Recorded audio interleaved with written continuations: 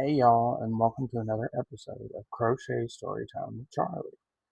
Today's episode also comes from Western North Carolina and some other indigenous tribes across the Americas, which also it comes from across the world as well. A lot of people know them as different names as fairies, elves, gnomes, leprechauns, and a bunch of other things. But in today's story, we are talking about the Cherokee version of the Yunwe Sutsunsi. What those are translated into is the little people. Now, the Irish and Scottish settlers, and also settlers from England that settled here in western North Carolina, they called them brownies because of the way they looked. Now, the way they looked they were about 2 feet tall, ranging from 2 feet tall to approximately 15 inches. Looked like a perfectly formed human being, gorgeous figure, human-like figures, or sorry, features, and they had very, very long, flowy hair, like dragging the ground type flowy hair. Now, with the Cherokee, there's this particular story they became famous for is that they guarded the Cherokee people along the Trail of Tears. They were said to be the protectors and guardians, kept them safe during the whole migration. Now, in the Cherokee folklore, there are three types of little people. There are the dogwood people, who are the protectors, healers, the guardians. They're the ones who teach the shamans the healing techniques, what herbs to use, what magic to summon during vision quests, that kind of thing. Now, the rock people, who are the second type, are the helpful people. They help with manual labor, that kind of thing. Now, those people are kind of like the shoemaker and the elf kind of story. What they would do is if, the stories go, if you heard voices outside or something like that, that was the little people coming to help you. So, in the case of, like, say, a farmer, excuse me, a farmer needed his field harvested or something like that. The little people would come in, and if the farmer was in destitute need of help, the little people would come in and help the farmer if he respected them. So if you left offerings for the little people and asked for help, they would come help you. They would do what would the work of, say, like 10 men that would take weeks or days to do, they could do in a single night because they tend their gardens and everything by the moonlight.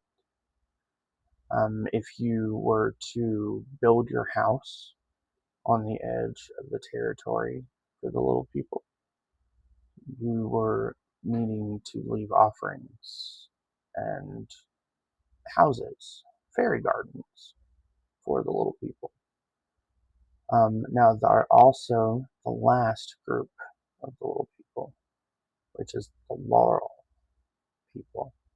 Now, the laurel people, they are the tricksters. Like, if you say you lose crochet hook or scissors or straight pins or anything of that nature, that was what happened. You've disrespected the laurel people, or the little people, and the laurel people have come and they've paid you the lesson. They've taught you the lesson. Now, there's been many a times that I've turned around and my things be right back. But, again, I have ADHD, so that could be just me misplacing things, or it could be the laurel people saying, hey, you've done something wrong. Now, there is evidence, physical evidence of the little people, especially here in Western North Carolina, at Western North Carolina University in McKee Hall. There are tunnels that are approximately knee high with little wooden doors, iron bound, um, that lead into the mountain. And that's where the Cherokee say that the little people live, is in the mountains, like little trolls. So there are tunnels under McKee Hall that have been recorded in the 1930s when it was built. The two mounds of dirt around the campus at Western Carolina University in Silva, they say where the dirt from where the little people excavated their tunnels. Also, there is another famous story that a lot of people can relate to as a kind of a night, or not a nightmare, but a nighttime story, bedtime story. It's called The Lost Forever Boy.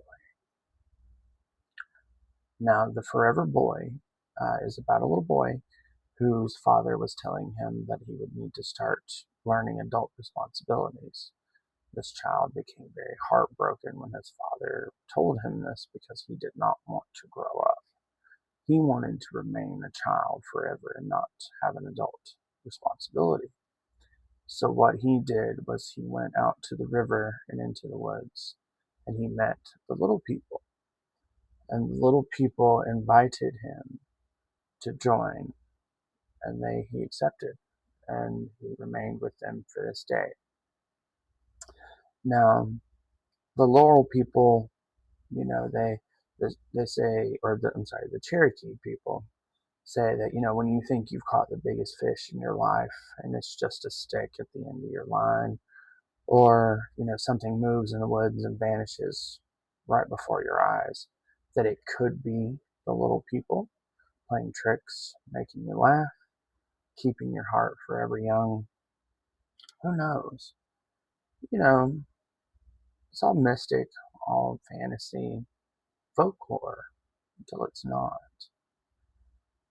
So, what do you think? Do you think it's fake? Do you think it's reality? Leave your comments. Let us know. Let us know what stories you'd like to hear next, what state you're coming from, what stories come from your state you'd like me to research and tell us on next. And for anything else, please like, subscribe, and share the video. Tune in later this week for next episode of Crochet Storytime with Charlie. And as always, thank you for watching and enjoy your day.